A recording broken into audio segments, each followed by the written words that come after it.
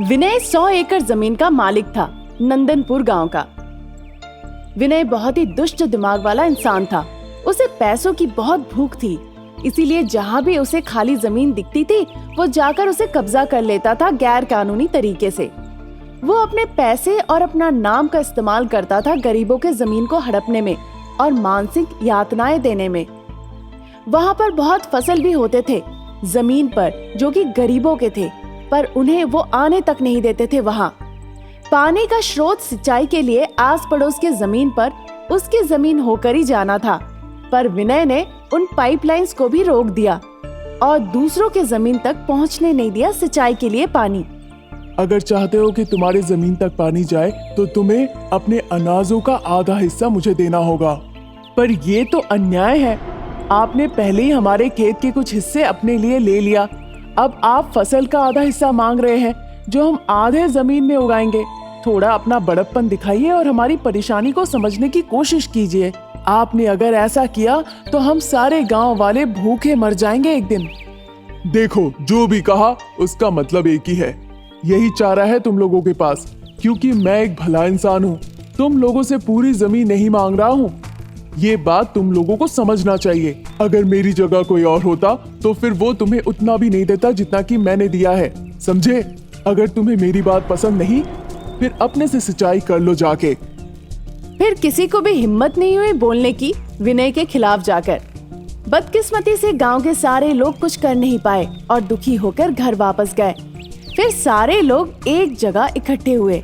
वीरेन जो कि एक किसान था, देखो, ऐसा कुछ नहीं है जिससे हमारी जिंदगी बदल जाएगी। चलो कम से कम आधा फसल ही ले लेते हैं जमीन की सिंचाई के बदले। वीरेन का एक बेटा था रामू। वीरेन को पता था शिक्षा की कीमत क्या होती है। अपने बेटे को शिक्षित किया उसने ताकि उसकी तरह उसके बेटे की जिंदगी ना हो। रामू एक वैज्ञानिक बनना चाहता था, इसीलिए वो उसी से जुड़ी पढ़ाई भी कर रहा था। वो बहुत बुद्धिमान था। जब रामू अपनी छुट्टियों में घर आया, वो चौंक गया देखकर अपने पिताजी और गांव वाले को, जिस तरह से वो खेती कर रहे थे। हमारे पिताजी इस तरह परेशान है कि वो हमारे सोने जैसे अन्न को नहीं बचा पा रहे हैं। हमें इसका कुछ उपाय निकालना पड़ेगा। हम सभी को मिलकर उस विनय को उचित शिक्षा देनी जरूरी है। रामू इस तरह की बातें सोच रहा था बिना रात दिन सोचे समझे। कुछ ही दिनों के अंदर उसे एक बहुत ही अच्छी तरकीब सूझी। वो थी रोबोट मैन। रामू वैज्ञानिक बनने के लिए ही पढ़ाई कर रहा था, इसीलिए वो अपनी पढ़ाई को इस्तेमाल करता था नई चीजों को बनाने में। उसमें से एक चीज थी रोबोट मैन। यही सही तरीका है हमारी सारी परेशानियों से निकलने की। वो तुरंत जाके रोबोट मैन को ले आया। उसने अपने पिताजी को बुलाया और रोबोट मैन के बारे में सब कुछ बताया। पिताजी, इस रोबोट मैन को देखिए, यही आपको विनय के चुंगल से निकाल पाएगा। बेटा रामू, ये हमें कैसे विनय के चुंगल से निकाल सकता है? आपको बताता हूँ पिताजी। ये एक रोबोट मशीन है, पर ये इंसानों की तरह दिखता है। यह आसानी से कोई भी काम कर लेता है। अब मुझे इसे अपनी परेशानी के बारे में बताने दीजिए। अगर हम मिलके एक बड़ा वाटर टैंक बनाते हैं तो सब ठीक हो जाएगा। फिर सारे गांव वाले उसके बातों पर सहमति भरे। फिर सभी लोग मिलकर एक बड़ा सा वाटर टैंक बनाए और रामू को जाकर सौंप दिया।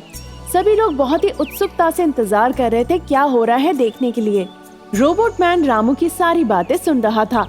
रोबोट मैन जाके उस टैंक को तालाब में रख दिया। टैंक में पानी भर गया। फिर वो हवा में उड़ने लगा और जाकर सभी के जमीन पर पानी डालने लगा। वैसे 1 महीने का वक्त लगता है तब जाके सारे गांव वालों की सिंचाई हो पाती है, पर वो रोबोट 1 महीने का काम 1 दिन में ही कर लिया, वो भी अकेले, जो कि बहुत ही अद्भुत था। सभी लोग इससे बहुत खुश हुए। वो सभी गांव वालों को एक टैंक में डाला और उसमें भर के खेत ले गया। वो खेत की फसलों को खेती भी किया। इस तरह से उसने सारे काम बहुत जल्द खत्म कर दिए। विनय ये सारी चीजें देखकर रोते रोते कहने लगा, मेरी पूरी परिकल्पना उलट पुलट हो गई है इस रोबोट मैन की वजह से। इस गांव वालों को अब मेरी कोई जरूरत नहीं। अब मैं अपने खेत में काम नहीं कर पाऊंगा और वो सब गांव वाले मुझसे डरेंगे भी नहीं। विनय को रोते हुए देखकर सारे गांव वाले खुशी से झूम उठे उसके दुख में। उधर रामू के रोबोट मैन विनय की 100 एकड़ जमीन की सारी फसल जाके शहर में बेच दिया और सारे गांव वालों को उन पैसों का समान हिस्सा बांट दिया जिन्होंने अपनी फसल को विनय की वजह से खोया था। विनय ने जब देखा कि फसल वहां पर नहीं है तो वो रोने लगा और वो समझ गया कि ये सारी चीजें रामू के रोबोट मैन की वजह से हुआ है। फिर वो जाकर सभी से माफी मांगने लगा। मुझे मेरी गलती की वजह से माफ कर दो। मैं आप सभी से क्षमा मांगता हूँ, लेकिन अब मेरे जो फसल है वो मुझे वापस कर दीजिए। भूखे मर जाऊंगा नहीं तो। ये सुनकर रामू कहने लगा, खाली हाथ वापस जाना पड़ेगा, यही सजा है तुम्हारी। विनय के लाखों अनुरोध करने पर भी उन्होंने उनकी बात नहीं मानी और खाली हाथ उसे वापस भेज दिया, ये कहकर कि वो अब तक जो किया उसकी सजा है।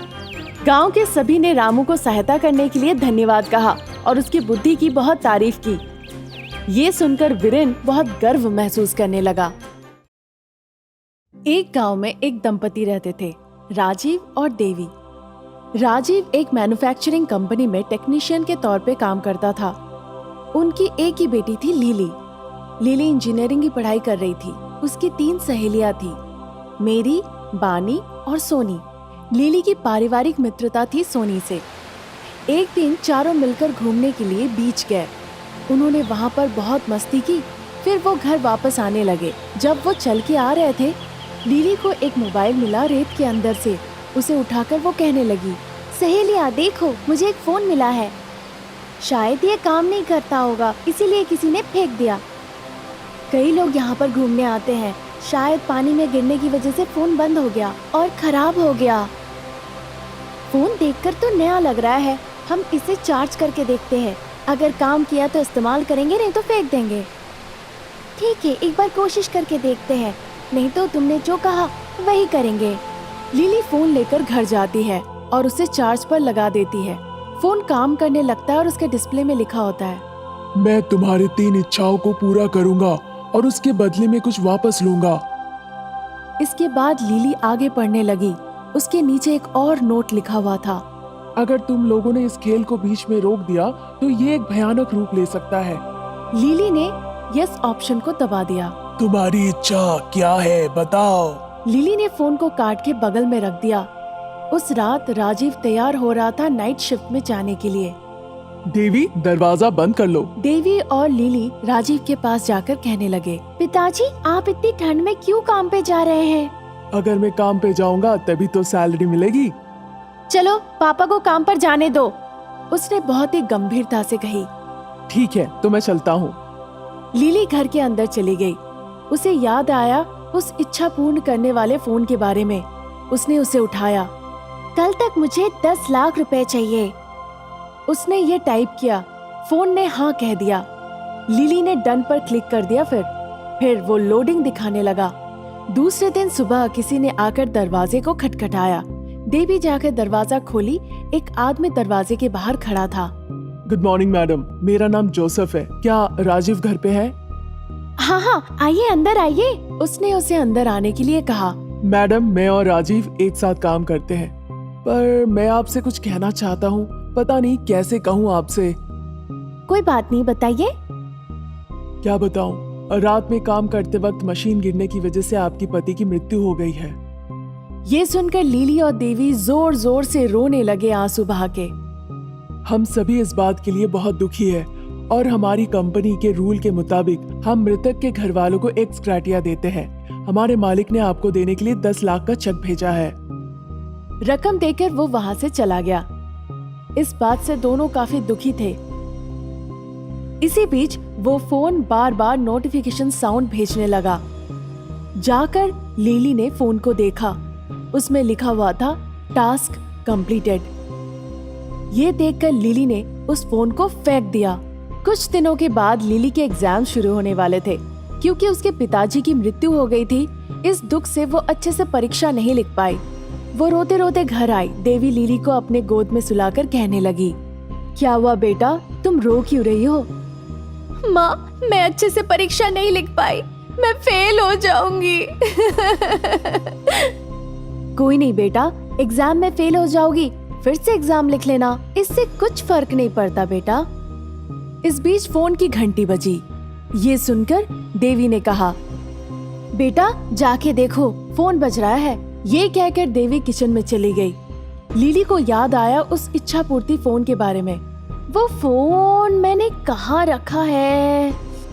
काफी देर तक उस फोन को ढूंढने के बाद वो फोन उसे मिला। फोन पर लिखा हुआ था, अपनी दूसरी इच्छा के बारे में बताओ। उसके बाद लिली ने कहा, मुझे अपनी परीक्षा में फर्स्ट क्लास मार्क्स चाहिए, पर मेरे परिवार के किसी को कुछ नहीं होना चाहिए। उसने ऐसा टाइप किया। इस बीच एग्जाम के रिजल्ट्स बाहर आ गए और लिली फर्स्ट क्लास से पास हो गई। याहू, मैं फर्स्ट क्लास से पास हो गई। ये देखकर वो बहुत खुश हुई। फिर उसे याद आया अपनी माँ के बारे में।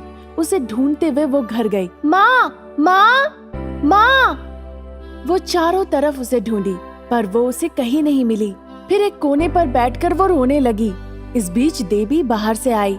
दौड़ के वो अपने माँ को गले लगा ली, ये कहते हुए कि वो फर्स्ट क्लास से पास कर गई है। माँ, मैं फर्स्ट क्लास से पास हो गई हूँ माँ। बधाई हो मेरा बच्चा, मुझे पता था तुम जरूर पास करोगी। इस बीच फोन फिर से बज उठा। लिली ने फोन उठाया। हेलो मेरी, बताओ। क्या तुम्हें पता है एक बात? क्योंकि एग्जाम में वो फेल हो गई थी, सोनी बिल्डिंग के छत से कूद के अपनी जान दे दी है। मैरी की बातें सुनकर लिली बिल्कुल अचंभित रह गई। सोनी, सोनी, इस बार भी फोन की वजह से सारी चीजें हो रही है। इस फोन को साथ में रखना ठीक नहीं है। ये सोचकर वो ब्रिज के पास गई और ऊपर से फोन को नीचे फेंक दी। हाँ, मुझे इस फोन से छुटकारा मिल गया आज से। उसके बाद वो जैसे ही घर वापस गई, देखी कि फोन उसके बिस्तर पर है। ये देखकर वो चौंक गई। वो दौड़ के फोन के पास गई। उसने देखा उस पर लिखा हुआ था, तीसरी इच्छा, लिली की मौत। उसने फोन को अपने हाथ में उठाया। अचानक से एक हाथ उस फोन के अंदर से निकल आई और लिली के हाथों को पकड़ लिया। लिली जोर से चिल्लाने लगी।